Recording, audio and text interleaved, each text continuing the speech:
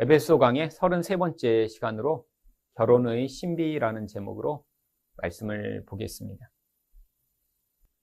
여기에 이 비밀이라고 오늘 본문에 나오는 단어는 원래 신비라고 번역해야 되는 그러한 단어입니다. 이 비밀과 신비는 서로 다른 것입니다. 비밀은 영어의 secret을 번역한 것이죠. 비밀은 어떤 사람에게 내가 무엇인가를 전달했을 때 중간에 다른 사람이 그것들을 보거나 듣게 되면 그 내용을 다 알 수 있는 것입니다. 쪽지에다가 선생님은 바보야 이렇게 썼어요. 친구한테 이렇게 전달하는데 선생님이 그것들을 가져가셔서 그 쪽지를 뺏어서 보니까 선생님 바보라고 써 있으면 서로 다 알게 되는 거죠. 선생님이 그것들을 보기 전까지는 비밀인데 그것들이 드러나는 순간 더 이상 비밀이 아닙니다. 이 신비는 미스테리를 번역한 것이죠. 근데 이 신비는 이 비밀과 다릅니다. A랑 B란 사람이 암호를 써서 서로 어떤 이야기를 주고받기로 했어요. 그래서 선생님은 삼각형으로 쓰기로 했고 바보는 네모라고 서로 약속을 했습니다. 그래서 쪽지에다가 삼각형과 네모를 쓴 다음에 어떤 사람한테 줬어요. 중간에 선생님이 그것들을 뺏어서 봤습니다. 근데 펼쳐보니까 삼각형과 네모밖에 없어요. 아무리 뜯어봐도 도대체 이게 무슨 말인지 중간에 있는 사람은 해석을 듣기 전에는 알 수 없는 것이죠. 이게 비밀과 신비의 차이입니다. 근데 오늘 성경에는 여기 32절에 비밀이라는 단어가 나옵니다. 31절부터 32절 상반절까지 보겠습니다. 그러므로 사람이 부모를 떠나 그의 아내와 합하여 그 둘이 한 육체가 될지니 이 비밀이 크도다. 여기 32절에 나오는 이 비밀은 원래 헬라어의 미스테리온을 번역한 것입니다. 이 단어가 영어의 미스테리가 된 것이죠. 그래서 이 단어는 원래 신비라고 번역이 되어야 하는 단어입니다. 결혼이 신비라는 거죠. 세상에 많은 사람들이 역사 이래로 다 결혼을 합니다. 결혼은 굉장히 보편적입니다. 그런데 결혼을 해도 그 결혼이 진짜 어떤 영적 의미를 가지고 있는지 하나님으로부터 그것들을 배우지 못하면, 그러니까 결혼이라는 겉으로 드러난 것의 이면에 감춰진 진짜 내용을 절대로 알 수 없기 때문이죠.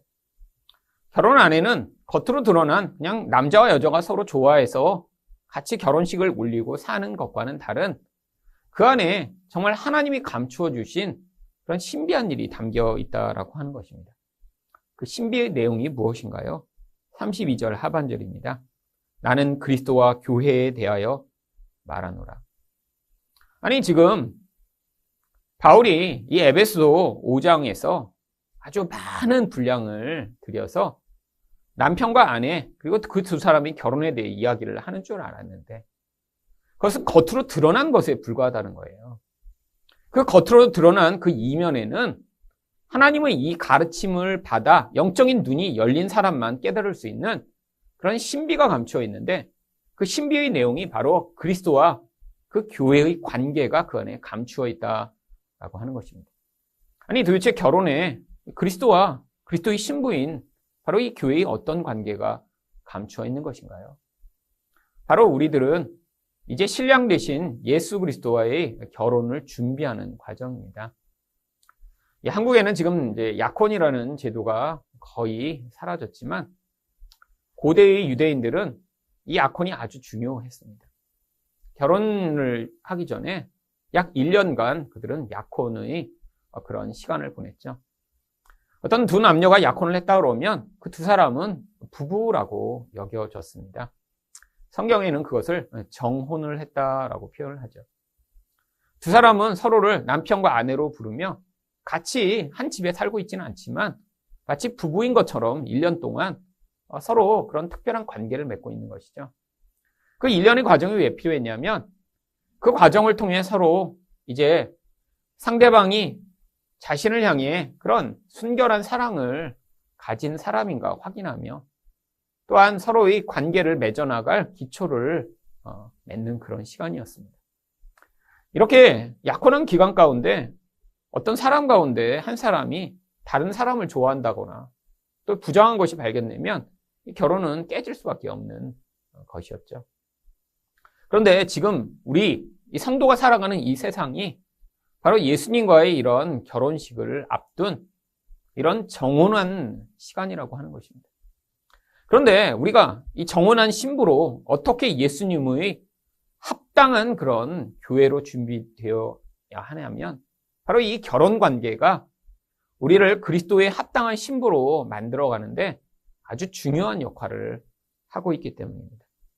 그래서 이 결혼의 과정을 통해 이 결혼에 감추어진 그 신비가 드러나 하나님이 결혼을 통해 이것들을 목적하셨구나라는 사실을 배우고 깨닫게 되는 것이죠.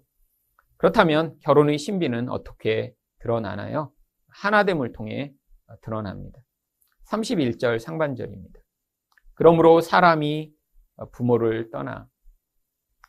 여러분, 이 내용은 창세기 3장에 나오는 아담과 하와의 만남에서부터 나오는 구절입니다. 물론 아담은, 하와는 그 부모님이 따로 인간적 부모님은 없었죠. 하나님이 그들을 최초로 만드셨는데도 그들의 연합의 과정에서 하나님은 이 결혼이 부모를 떠나는 것으로 시작된다라고 말씀하십니다.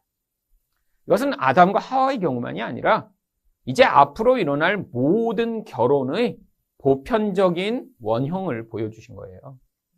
아니, 왜 결혼을 해야 되는데 부모를 떠나야 한다라고 하는 것일까요? 여러분, 이 결혼이 바로 우리를 성도다운 성도, 예수 그리스도의 신부로 만들어가는 영적 의미 차원에서 보면 단순히 부모를 떠나는 게 부모랑 같이 살고 있다가 다른 집에 가서 사는 것을 의미하는 것이 아니라는 것을 알 수 있습니다. 여러분, 이 부모와 자식의 관계는 서로 의존의 관계죠. 그런데 특별히 자녀는 태어나자마자 부모를 모든 것의 가장 기초적인 의존의 대상으로 삼게 됩니다. 그런데 이 자녀가 나중에 성인이 되었고 결혼할 나이가 되었는데도 이 부모만을 그런 의존의 대상으로 유일하게 삼고 있다면 이 아이는 성장했지만 성인 아이에 불과한 것이죠. 여러분, 이 부모와 자녀는 온전한 영적 연합이 불가능합니다. 왜? 똑같이 성인이고 똑같이 사람인데 이런 온전한 영적 연합이 불가능한 것일까요? 사실 이 영적 연합이 가능하기 위해선 서로 독립적인 관계여야 가능한 거예요. 부모라고 하는 이 자녀를 어려서부터 자기의 보호의 대상으로 삼고 있는 그런 관계 안에서는 서로 동등한 관계를 맺고 있지 못하기 때문에 이 서로 영적인 연합이 불가능합니다. 어느 한편에서 만약에 이렇게 서로를 온전하게 독립적인 존재로 여기지 않고 어느 한편이 어느 한편을 의존하게 되면 이 관계는 항상 문제를 일으키게 되어 있어요. 생각해 보세요. 이런 가정들이 있습니다. 부모가 부모 역할을 제대로 못하고, 예를 들면 아버지가 알코올 중독이라든지 어머니가 가정폭력의 희생자라 그런 어른으로서의 역할을 제대로 못하는 가정에서 어린 아이임에도 불구하고 자신이 그런 부족한 부모 역할을 대신하는 경우들이 있습니다.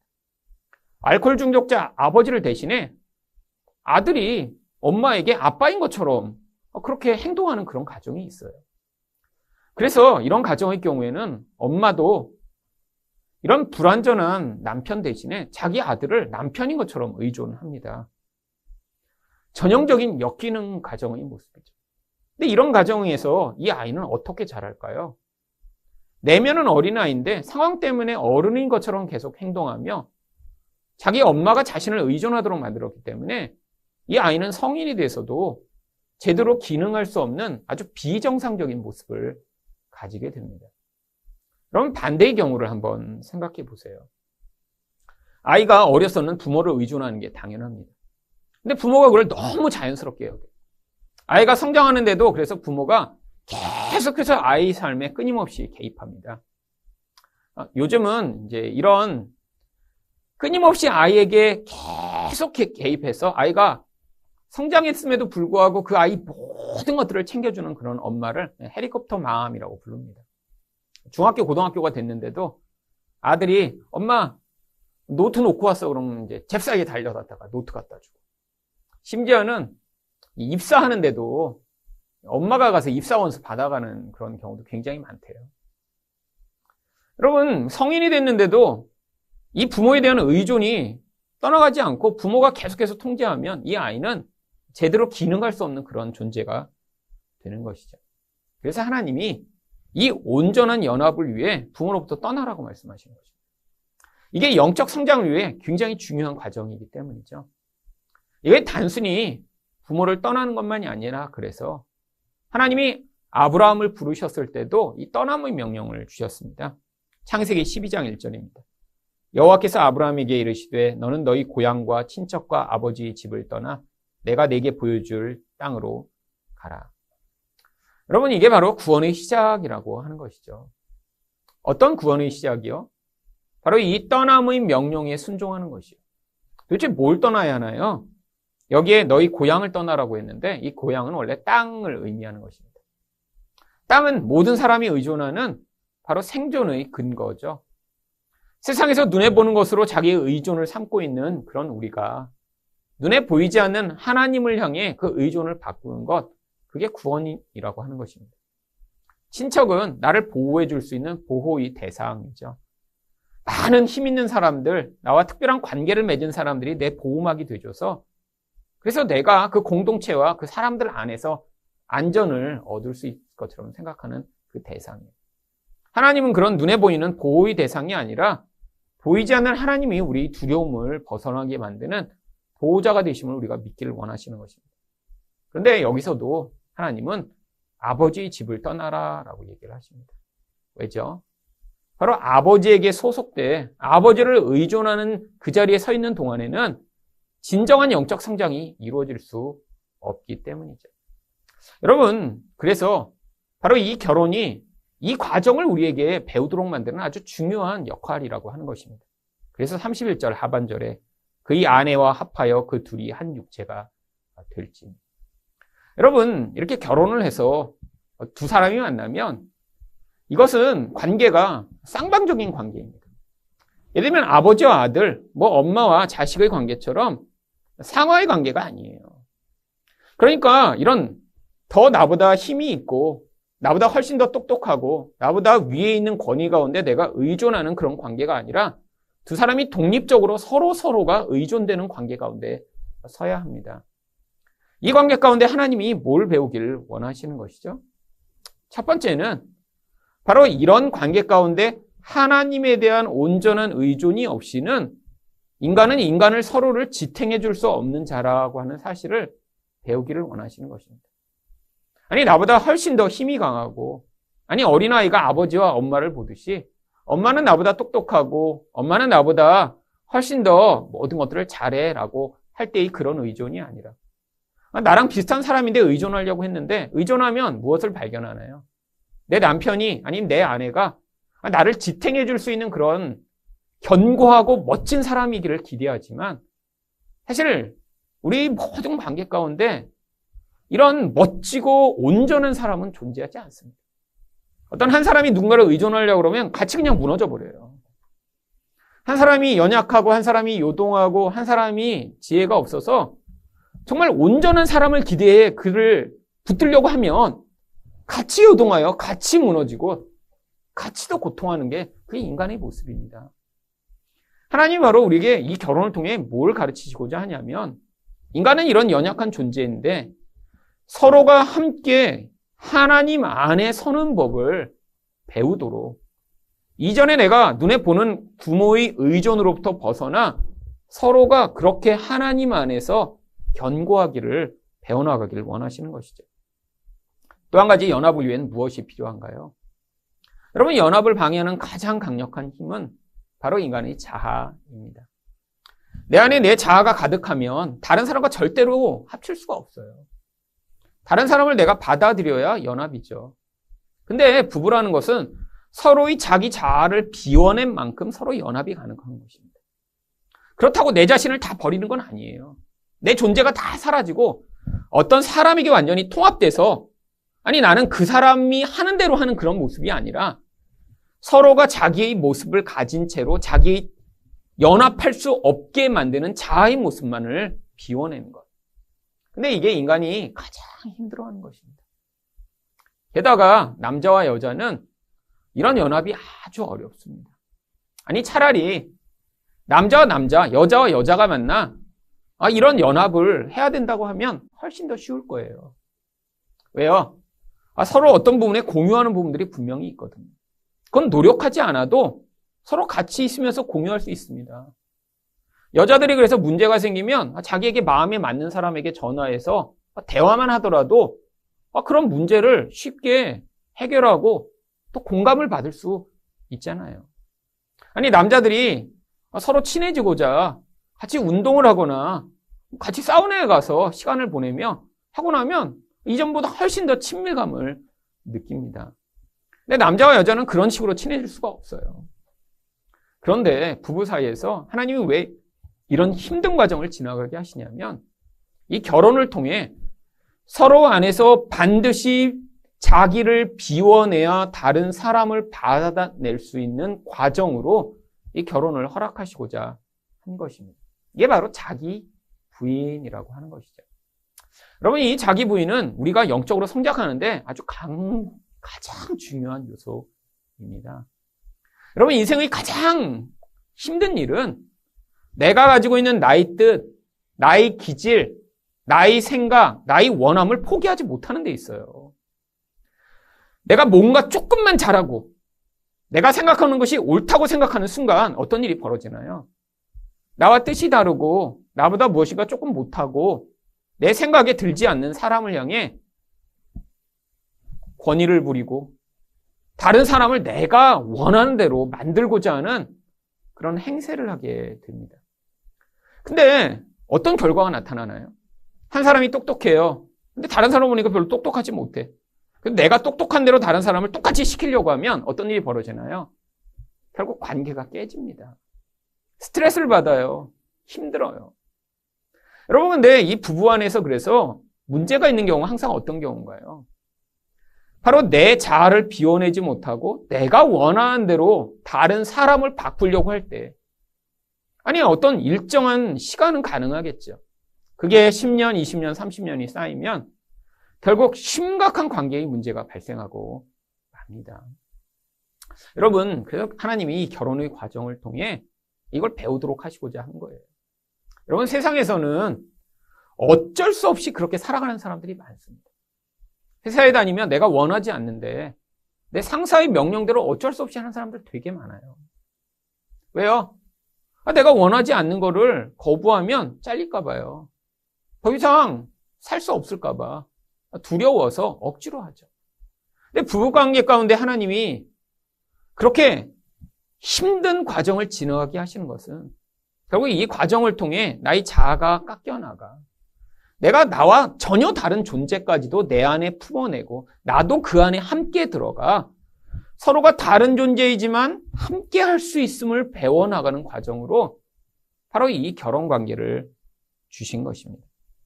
그래서 이 결혼을 통해 이렇게 서로 연합하는 법, 하나 되는 법을 잘 배웠다면 이것이 우리가 자기를 부인하여 하나님 안에서 온전한 존재가 되어나가는 가장 중요한 과정을 지난 것이고요.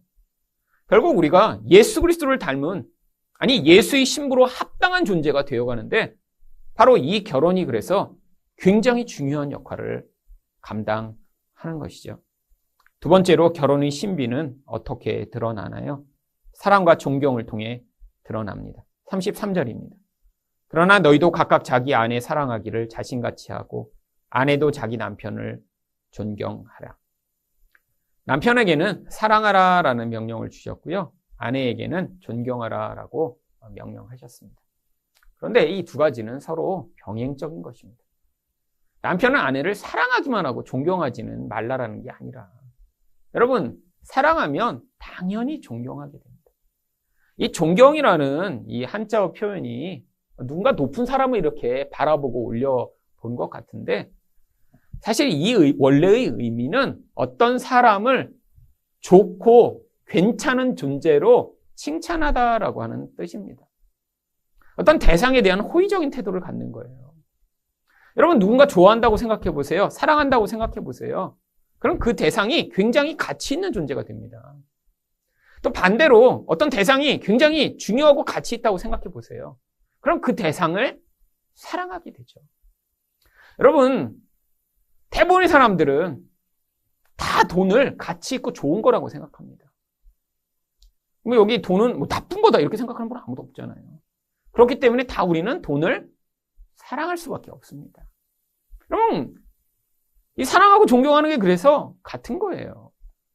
남편에게는 사랑하라고 하고 아내한테는 존경만 하라는 게 아니라 바로 이 두 가지가 병행적인 것이죠.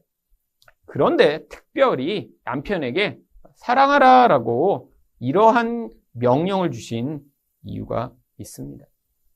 여러분, 성경에서 사랑은 바로 더 높은 권위에 있는 자에게 주어지는 그런 명령이기 때문입니다. 여러분, 사랑은 흘러가는 거예요.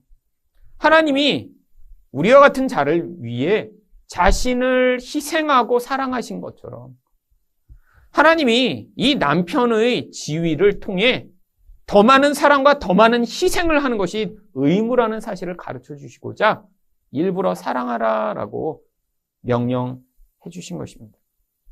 여러분, 그래서 남편에게 사랑하라라고 명령하신 것이죠. 근데 왜 아내한테는 존경하라고 명령하셨을까요? 여러분, 이 남편이라는 어떤 대상, 근데 특별히 이렇게 같은 집안에 사는 어떤 대상을 그렇게 가치 있고 훌륭한 존재로 바라보는 건 참 쉬운 일이 아닙니다. 물론 여자는 뭐 지금은 사회에서 경쟁도 하지만 고대로부터 여자는 가정 안에서 자기의 영역과 자기의 어떤 테두리를 가지고 살았죠. 그런데 이 가정이란 영역 안에 들어오면 남편은 그렇게 가까운 자리에서 볼 때 그렇게 존경스럽고 탁월한 존재가 아닌 경우가 많습니다. 그러니까 가짜에 있다 보면 남편을 존경하기보다는 어떤 대상으로 바라보나요? 굉장히 별것 아닌 존재, 아니 굉장히 약한 존재, 아니 나보다 더 똑똑하지 못한 존재로 바라볼 확률이 높죠. 그래서 아내를 향해 일부러 이렇게 존경하라라고 가르쳐 주신 것입니다. 왜요? 이 인간이 가진 이 약점과 이 죄성이 만들어내는 그런 경향성으로부터 우리를 하나님이 원하시는 그런 거룩한 모습으로 바꾸어 나가는데 바로 우리에게 주어진 이 명령을 순종해 나감으로 말미암아 우리 안에서 성령이 이끄시는 대로 내 죄성이 이 반대되는 모습으로 자꾸 표출할 때마다 그것과 싸우며 내 안에서 진정한 사랑, 진정한 존경이 만들어질 수 있도록 하는 것이 우리가 바로 예수 그리스도의 신부로 지어져 가는 중요한 과정이기 때문입니다. 여러분, 하나님이 그래서 우리에게 결혼을 허락하신 거예요. 아니, 결혼을 했건 결혼을 하지 않았건 우리 인생 가운데 주어지는 그 모든 과정이 이렇게 우리의 자아가 비워지고 내게 힘든 이런 사랑의 명령을 우리가 순종해 나갈 때 우리가 세상에서 앞으로 주어질 하나님 나라에 걸맞는 그런 그리스도의 신부로 준비해 나갈 수 있는 것입니다. 우리에게 주어진 이 일상을 통해 이 하나님 나라의 신비를 배워나가는 여러분이 되시기를 축원드립니다.